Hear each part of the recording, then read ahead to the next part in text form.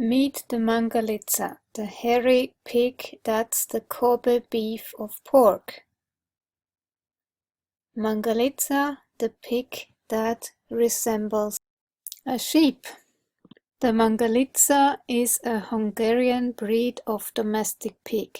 It was developed in the mid-19th century by crossbreeding Hungarian breeds from Salonta and Bakony with the European wild boar and the Serbian Shumacha breed. Sorry if I butchered the name. The Mangalitsa pig grows a thick woolly coat similar to that of a sheep. Very strong, resilient animals. But you need a piece of land big enough so they can forage and then put up electric fence and then maybe a little shelter for winter. Our pigs have never been inside. Even this winter, which was horrific, they've never been inside. They don't get any shots. They don't get hormones. They are as natural as they come. They get all their minerals from the ground, and we rotate them through the pastures, let them tear up the ground, replant, and let them tear it up again. And this is how the meat looks like. Very, very red. A lot of fat. Beautiful, very tasty meat. If you can, try it. It's so delicious. Just look at it. All that fat. Beautiful.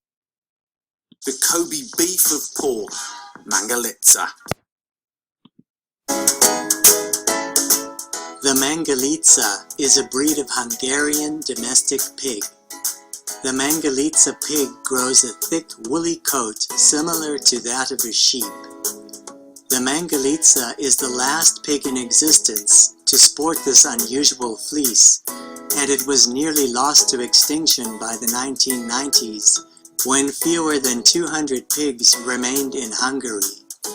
Its name means hog with a lot of lard. There are currently 3 existing varieties of Mangalitsa, differing only by color. They are blonde, swallow-bellied, and red.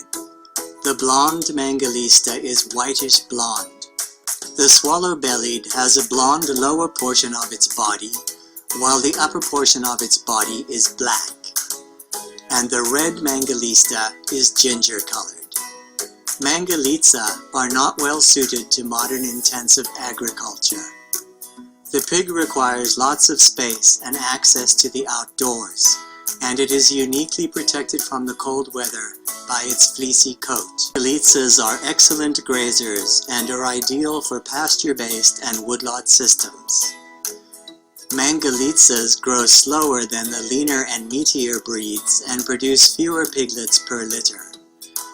Piglets are born with dark stripes running the length of their bodies and resemble wild boar piglets. The stripes fade as they grow and assume their adult color.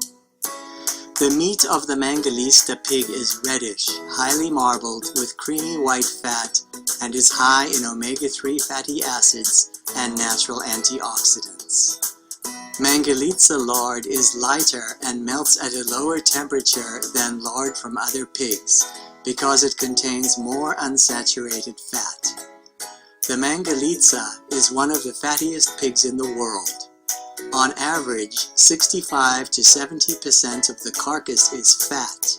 The lean meat is only 30 to 35% of the carcass, compared to over 50% in modern breeds.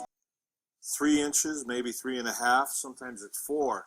Well, here's what that fat cap looks like, because we take it off, and this is for our own use. We render it, so that's what it looks like. But we strip that off, and then we'll cube that up, and then get that rendered down, and then that becomes, shortening, stuff like that. You can bake with it and all that stuff. It's really, really good.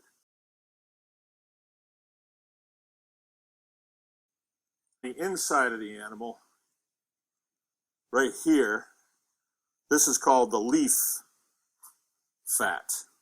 And when we render that down, it would be the leaf lard.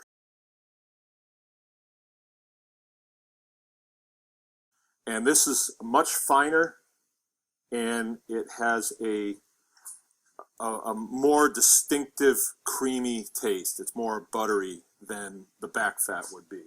So this fat right here is on the inside of the animal, and it's there, and it's ready for the animal's immediate energy needs. And I'm going to show you this muscle here, and if you didn't know better, if you weren't able to trust me 100%, you might think that that's beef.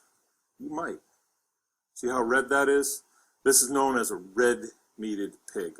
Actually, all pigs would be red-meated. The redness has to do with the hemoglobin that is in the pig's blood that goes through the muscles to bring oxygen and nutrients and all that stuff.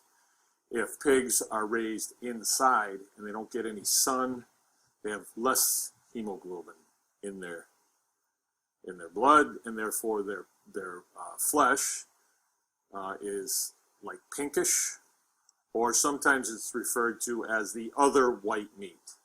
All right, but this is what you want to be eating. You don't want to be eating that other white meat. If you want white meat, go to chicken. That's what I could say. Yes. Anyway, I've just cut this copa muscle up, and that will be on Beautiful. our table tonight. Mm. And you can see there's an awful lot of fat Amazing that's meat. intermuscular, they call it. There's a tremendous example of intermuscular Just fat. amazing. And it's very And that tasty. is really what makes this pig so cool, is it's a machine. You know, the pig is like a machine that can take carbohydrates and turn them into proteins and fats. And not just any proteins and fats, it turns them into really high quality proteins and fats. And you know, I'm really fortunate that I get to look at the animal from the inside as well. These animals are a little over a year old. I did 2 of them yesterday. One was 270 and the other one was 300. And you know, these have had absolutely no medications. They've never had a sick day in their life. I wouldn't even say that they had one bad day. And you want to talk about a I would introduce you to some of these lovely ladies behind me. So these girls are actually not sheep. I know that they may look like that, but they're actually not. We breed and raise this lovely breed of pig, and they are called the Mangalitsa. You may have seen pictures of me posted with them. They definitely make for an awesome conversation. So one of the main reasons why we raise this breed of pig is because we found that it's really hard to come by. It's hard to come by such a quality of meat. They are known as the Colby beef of pork, and their meat definitely, it's not the typical pork. I mean, pork, when you go to the grocery store, you're going to see a white meat. You're going to see a very pink white meat. Other than them being woolly and adorable, we also have fallen in love with the fact that they are very hardy. So this line of pig is a heritage breed. They're extremely hardy, and they're lovely when it comes to farrowing and their nurturing capability. We truly love this breed. I'll take you guys and show you our swallow bellies.